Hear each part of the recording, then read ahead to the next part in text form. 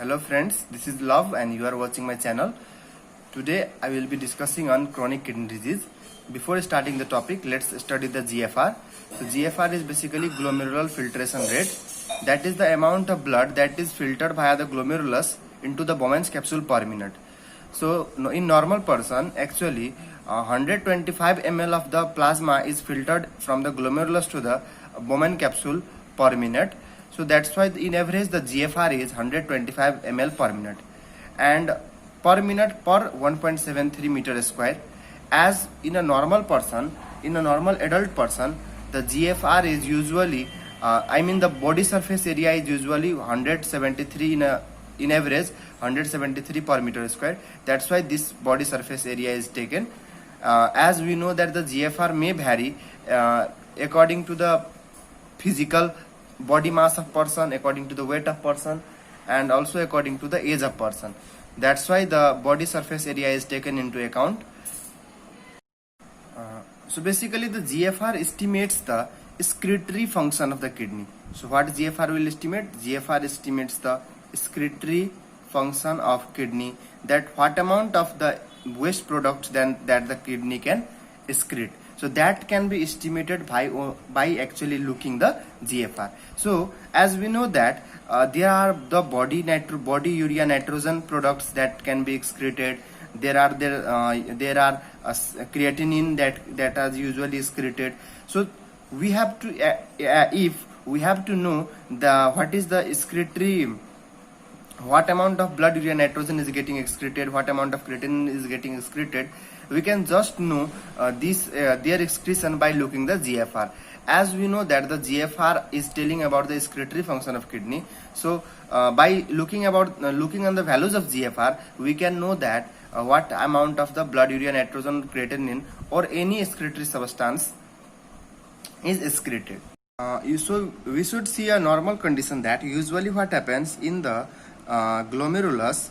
Let's suppose this is a glomerulus, and from the glomerulus the blood products are excreted into the Bowman's capsule.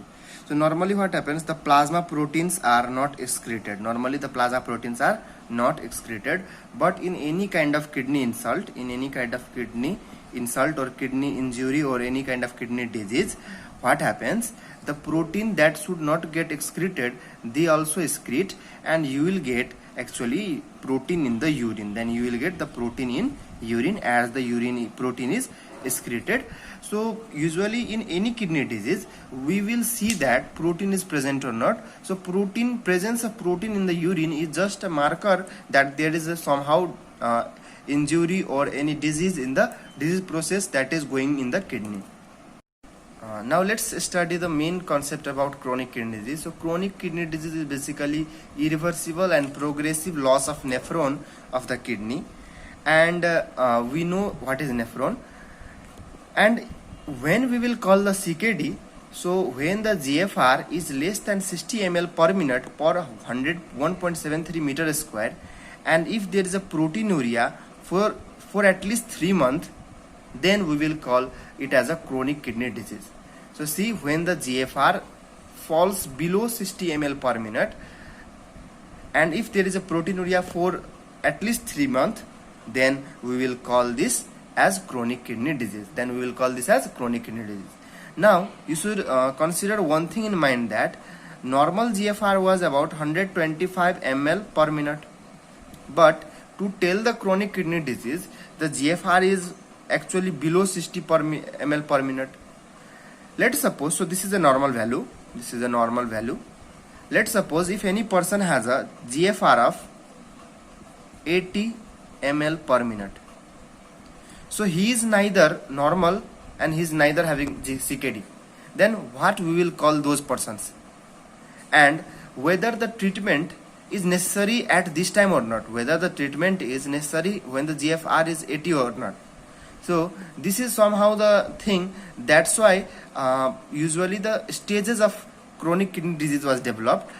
So the main aim to actually staging of the chronic kidney disease was just to early treatment of the disease, so that we will not wait the GFR to go below 60, we will early actually diagnose the disease and we will early start the disease process, disease treatment process. So keep one thing in mind, that previously actually chronic kidney disease was known as chronic renal failure, but nowadays the concept has been changed. We want to early identify the disease and early start the treatment process. That's why we will not wait the GFR to go below 60 ml per minute.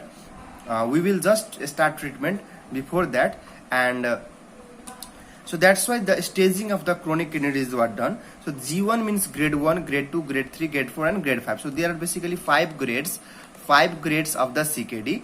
The first grade, in the first grade, the GFR is usually greater than 90 ml per minute per 1.73 meter square, and there is a proteinuria.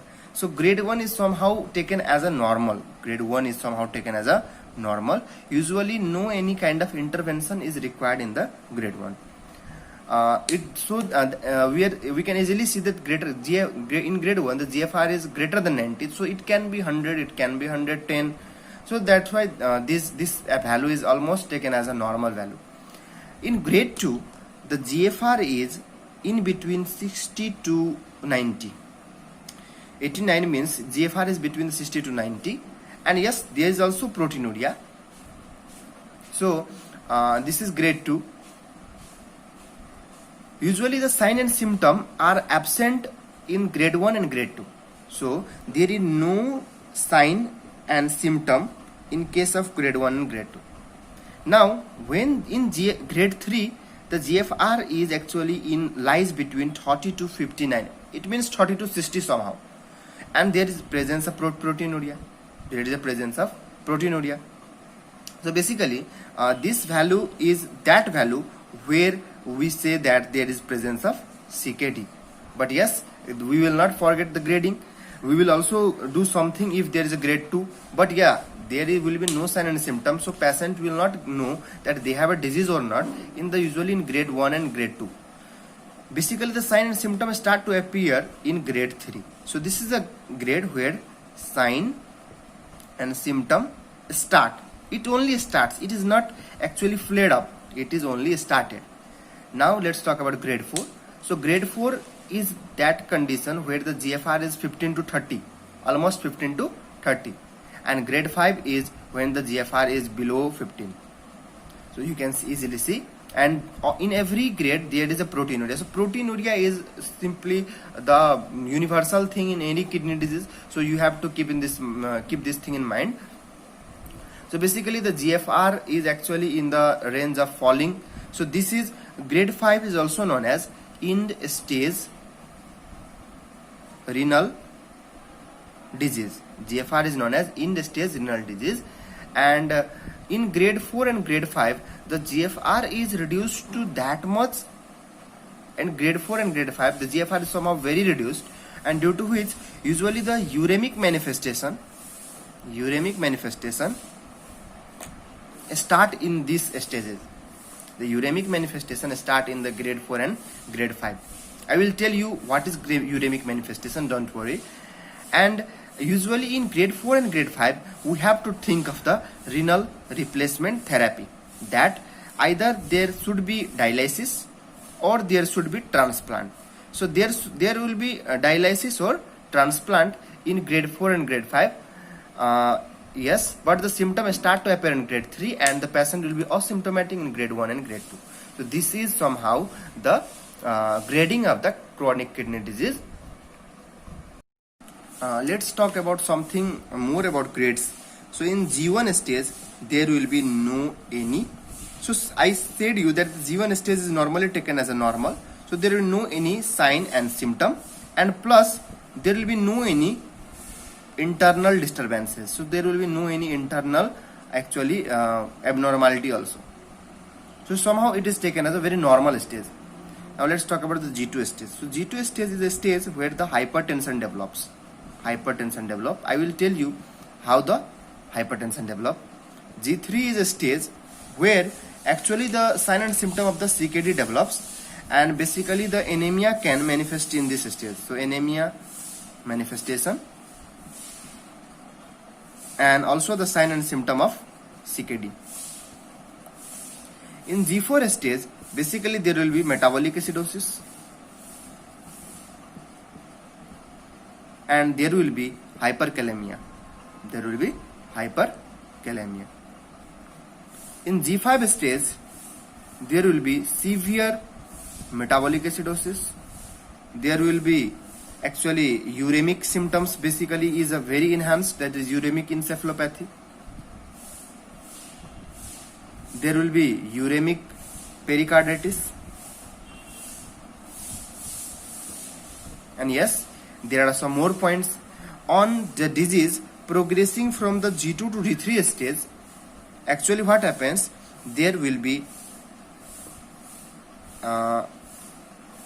hyperparathyroidism, that there will be increase in size of parathyroid gland. So there will be hyperparathyroidism on going from G2 to G3 stages, and on going from G3 to G4 stage there will be increased level of phosphate. So hyperphosphatemia will be seen in G3 to G4 stage. On going from G3 to G4 stage there will be increased phosphate, that is known as hyperphosphatemia. I will tell you why this all develops and why and how to manage them. There are various ways to estimate GFR. So there were so many doctors and scientists who developed various ways and to actually estimate the accurate GFR. So there are different methods. So let's talk about those. First method is CKD EPI cystatin C method. Another method is MDRD formula. Another is Cockcroft Gault formula. Another is creatinine clearance, and another is unilin clearance. So these are the formula. Let's study about CKD EP cystatin C method. So here you can see the formula, and I will tell you few points in the CKD EP cystatin C method, that this is the best method to calculate GFR. So if in entrance, if the question will come, what is the best method to estimate the GFR, then the answer will be CKD EP cystatin C method. The second is basically the MDRD formula. So MDRD means modification of diet in renal disease. So you can see the formula here, modification of diet in renal disease, and this is second best method to estimate the GFR. The third best is Cockcroft Gault formula, and you can see in this formula that there is actually presence of weight, there is actually presence of the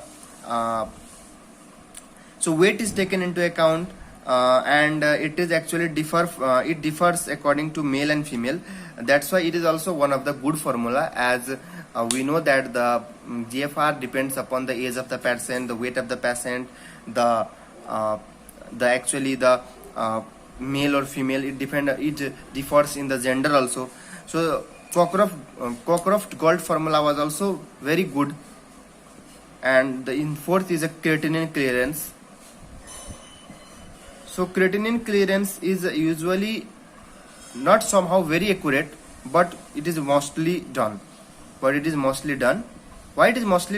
As we know that creatinine clearance is actually a way to estimate GFR, which is more practical. So though the results are not so much accurate, but due to its more practical value, creatinine clearance is mostly done. And there is lastly the fifth number, inulin clearance. So in inulin clearance, basically it is an invasive test. That's why it can be a good test, but being an invasive test, we will not basically do the inulin clearance. So these were the some methods to estimate the GFR, and it is in the order of the decreasing importance. So the most best formula is CKD EP cystatin C method. As we know that basically the GFR is actually whatever the GFR will be, that depends the creatinine clearance actually will depend upon the GFR. That if there will be higher amount of the GFR, if the GFR is high, then the clearance will be high. If the GFR is low, then the clearance will be low. It is somehow very normal thing to know. Then basically, if we have to know what amount of albumin is excreted, if we have to know that what amount of albumin is excreted from the kidney. Albumin is basically a plasma protein. So if we have to know that what amount of albumin is excreted by kidney, you can just simply see the urine albumin upon urine creatinine. As we know that the urine creatinine simply tells you about the GFR. So whatever in the particular amount of GFR, what amount of albumin is found, that is basically the albumin excretion rate. So this is albumin excretion rate. Albumin excretion rate, and it is actually ratio of the urine albumin and urine creatinine. So urine albumin will be in basically the milligram, and urine creatinine will be in the gram. So what amount of the urine albumin is actually excreted per gram of creatinine, that is actually albumin excretion rate. And it is also a very good method to actually access the excretory function of the kidney. So in the normal person, the albumin excretion rate is basically 0. Why it is 0? As we know, in normal person there will be no albumin per gram of creatinine. But in case of chronic kidney disease, as we know, the urine albumin is excreted. That's why it is also taken as in a grading form. So there is a stage 1, stage 2 and stage 3. So if there is a less than 30 mg of the albumin is created per gram of creatinine, then it is stage 1. If there will be 30 greater than 30 and up to 300 milligram of albumin is excreted per gram of creatinine, then it is stage 2. And if it is greater than or equal to 300 mg per gram of creatinine of albumin is excreted, then it is grade 3. So this is a grading of the albumin excretion rate. And nowadays you can see that there in CKD patients you will see there will be written like the patient in the stage G3 and A2. Patient will be in stage G3 and A2. So this G3 implies the GFR is basically below 60, and A2 implies that the albumin excretion rate is between 30 to 300 milligram per gram of creatinine. Now we will see what are the causes of the chronic kidney disease. So the causes are diabetes mellitus. It is the number 1 cause of the chronic kidney disease in either the developed countries or the developing countries. The second most common cause of the chronic kidney disease is hypertension, that is usually uncontrolled. So uncontrolled hypertension. The third cause is autoimmune conditions like the glomerulonephritis, the nephrotic syndrome, so like that condition. Another thing is older age. As we know that the GFR decreases after the age of 30 in the rate of 1 ml per minute per year. So that's why as the age progresses, then the GFR also decreases, and it may actually come below 60, and we can call it as a chronic kidney disease. So older age is also one of the cause of the CKD. And the African ancestry. So if there is someone who is African, so as Africans have a very high actually body mass, and that's why there will be more amount of creatinine production in the body, and the more amount of creatinine load in the kidney for a very long time can result in the early development of the chronic kidney disease. Another thing, if there is a family history of renal disease, then there can be CKD. And if there is a previous history of acute kidney injury, then there can be chronic kidney disease. So these are some of the causes of the CKD. This is basically derived from the Harrison book. And recently there was some genes which were found that this APOL1 gene is basically the presence of this gene actually lead to the chronic kidney disease. So you have to remember the name of this gene. Now we will see the disease basically according to the stage wise. So basically in stage 1 and 2 there will be no symptoms of chronic kidney disease. But there can be symptom of the underlying cause. Let's suppose if any person is having diabetes mellitus, and so initially there will be no symptom of the chronic kidney disease, but there can be the symptom of the diabetes mellitus like the dyspsia, polyphagia, dyspsia, polyuria, and if there is a hypertension is underlying cause, then there can be headache, dizziness, syncope. And if there is if the underlying cause is actually glomerulonephritis, then there can be hematuria, proteinuria, and leading to the facial swelling. So in stage 1 and 2 there will be no symptom of CKD, but it doesn't mean that there is no symptom. There can be symptom of the underlying cause. So this thing you have to keep in mind. But in stage 2 hypertension can develop. So I have said you two things. I have said you one thing, that the hypertension is the cause of CKD, and now I am telling is CKD is causing hypertension. So you should keep this thing in mind, that yes, this is totally possible that the hypertension can also cause CKD, and CKD will cause the hypertension. So let's see how the CKD, let's suppose if any person is having CKD due to glomerulonephritis, but he can develop the hypertension. So let's suppose if any person is having CKD due to the glomerulonephritis, then he may develop the hypertension in the stage 2. So you should keep this in mind, that CKD can lead to hypertension. Let's see how in the CKD stage 2 the hypertension develops, or beyond the stage 2 the hypertension develops. So usually when the GFR fall below the 90, then there will be less, actually normally 120 ml was filtering into the Bowman capsule. Now only less than 90 ml is filtering into the Bowman capsule, and whatever if there is a less fluid in the Bowman capsule and in the PCT and in the loop of Henle, it will remain in the for more time in actually these tubules, and due to which there will be more salt and water absorption. And as there will be more salt absorption, the amount of sodium that reaches to the macula densa cell will be less. The amount of sodium that reaches to the macula densa will be less, at it is already absorbed in a more quantity due to the less GFR. So the less sodium containing fluid reaches to the macula densa, and in response the JG cell, that is juxtaglomerular cells, releases the renin,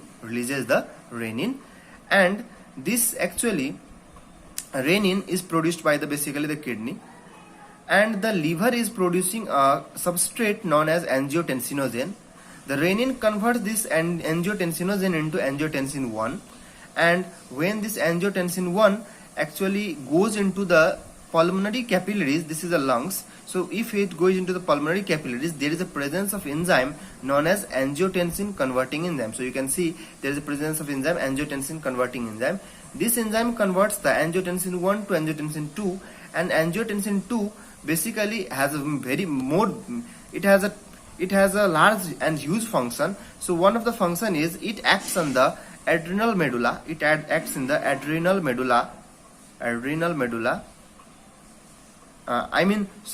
cortex is basically acts on adrenal cortex, and it releases the aldosterone. So you can see there are two things basically produced. One thing is angiotensinogen 2, and another thing is aldosterone. And this angiotensin 2 and aldosterone leads to increase in blood pressure.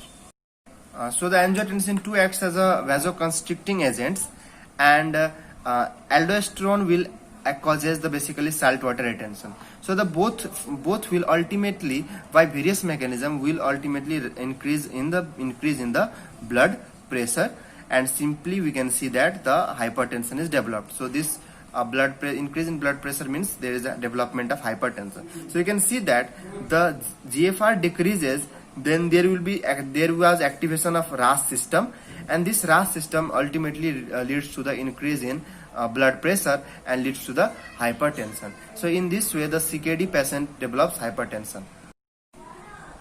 And as you can see that the hypertension was basically due to the RAS system activation, and due to which for the treatment of the hypertension in the CKD patient we will give the ACE inhibitors, that is angiotensin converting enzyme inhibitors, or we can give the angiotensin receptor blocker. So that's why these agents are used, as we know that they will actually inhibit the production of angiotensin 2, and the production of the angiotensin 2 and aldosterone will be decreased, and that's why and in this way the blood pressure actually drops. So for the treatment of the hypertension in case of CKD, ACE inhibitors and ARB will be used. After the stage 3, somehow in stage 3 and stage 4, basically all organs are affected, and now the symptom of the CKD start to begin. And initially the symptom will be like the manifestation of anemia. There will be the malnutrition, so due to which the person will be having the weight loss, and the person will look now thin, and there will be the abnormality in the homeostasis of the, basically the calcium homeostasis. There will be abnormality in the phosphorus, the parathyroid hormone. There will be abnormality in the electrolytes. There will be electrolytes, simply we can say there will be electrolyte imbalance. So there will be imbalance in the sodium, potassium, and there will be imbalance in the acid base mechanism in the body, and there will also be that the water follows the electrolyte movement, so due to which there will be water imbalance also in the body. So there will be water imbalance. So let's see how this imbalance will be, why this occur in the CKD, and how it will be seen in the person. Now we will see that how the anemia develops. So basically normally the kidney releases a hormone that is known as erythropoietin, and erythropoietin is responsible for the production of the RBC. So RBC production is related to erythropoietin hormone, and if this hormone is basically decreased somehow in any condition, then there will be decreased production of RBC. So in advanced renal disease, the erythropoietin production actually decreases, and whenever the erythropoietin production decreases, the RBC production decreases. So RBC production decreases, and if the RBC production is decreased, then there will be the anemia manifestation in the person, and the person will be easily fatigued. The person may have breathlessness, that is shortness of breath, and there can be the weakness of the body. So weakness of the body. So these are the features that is associated with the anemia, and we saw that how the anemia develops. In the kidney disease, actually we are now seeing the fluid and electrolyte imbalance. So in the kidney disease or renal disease, basically the GFR is decreased, and also there is disruption of the glomerular tubular balance. So as the glomerular tubular balance, yani ki whatever the amount of plasma is filtered, so in that way the tubules react. But in renal diseases, somehow if the reaction of the tubules is not according to the glomerulus, what amount of the plasma is filtered to the glomerulus, so in that case, if the dietary sodium intake exceeds the urinary excretion, so if you are taking more sodium but you are excreting less, it means somehow you are retaining the sodium in the body. And we know that sodium and water are brothers. If the sodium is retained, then there is retention of water also. So ultimately the sodium and water retention take place in the body, and this leads to the dilutional hyponatremia. As we know that the water retention is more in comparison to sodium.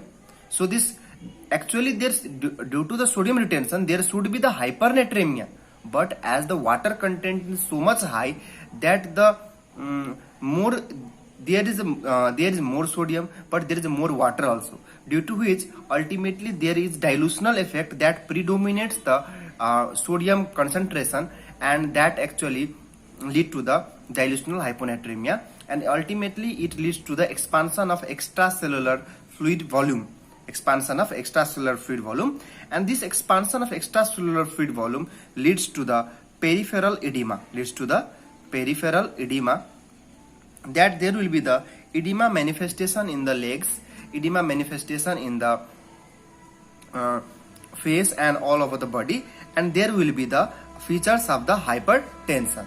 So this actually occurs whenever the sodium intake exceeds the urinary excretion, and the same process can be seen if the water intake exceeds the urinary excretion. So whatever the water you intake, if the urinary output is less in comparison to the intake, then it means there is ultimately water retention.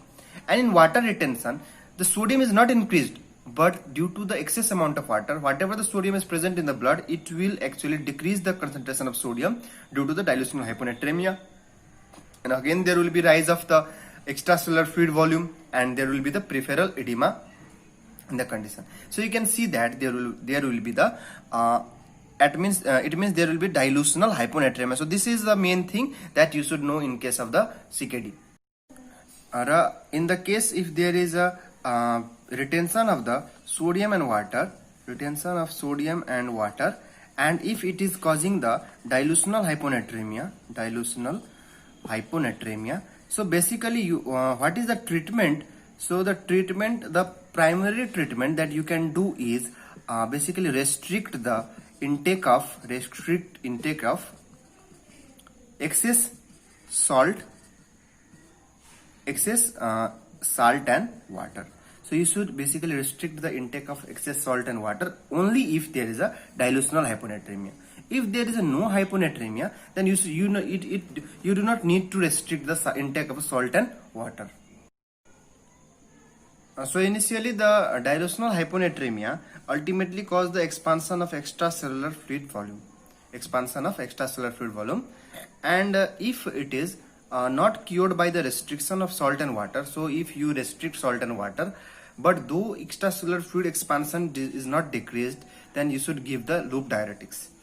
And usually the loop diuretics decreases the extracellular fluid volume, but if loop diuretics also doesn't work, if it also cannot decrease the extracellular fluid volume expansion, then you should increase the loop diuretics dose first.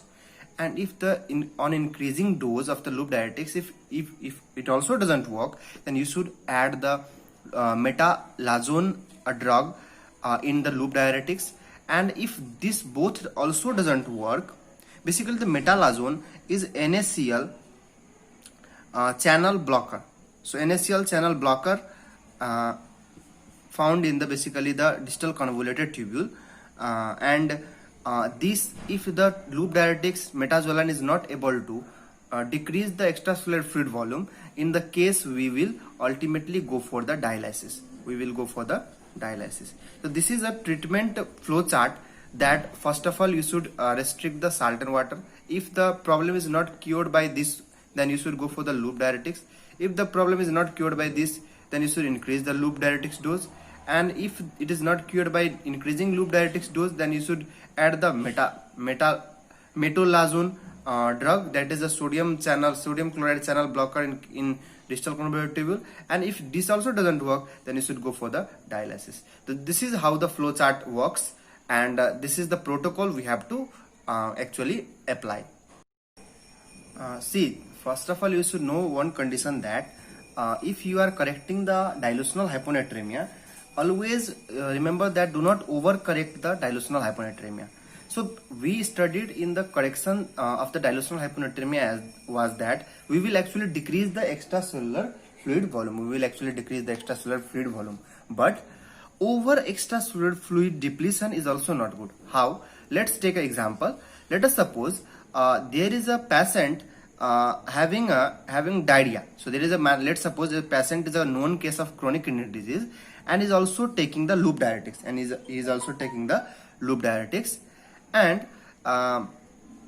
he is having now diarrhea. So due to the diarrhea and due to the loop diuretics, the body fluid volume, or we can say the extracellular fluid volume, decreases so rapidly that the renal perfusion is decreased, that the whatever the blood flows to the kidney, that is decreased. And when the renal perfusion is decreased, we know that it will cause the pre-renal AKI. It will cause the pre-renal AKI, that is pre-renal acute kidney injury. So the patient was actually of the chronic kidney disease, but he will have now AKI, that is acute kidney injury. So we will call this condition as AKI superimposed on CKD. So this condition is very interesting condition, that you may tell your patient of the CKD who are taking loop diuretics that if you are having any kind of the GI losses, either vomiting or diarrhea, then please stop loop diuretics at that time, so that renal perfusion do not decreases so much rapidly, and there can be the acute kidney injury superimposed on chronic kidney disease. So this thing you have to keep in mind. And let's suppose if any person is having now a pre-renal AKI and CKD, then you have to basically give the normal saline infusion in the treatment. So this is how we will see the different scenario in case of the sodium imbalance or the dilutional hyponatremia.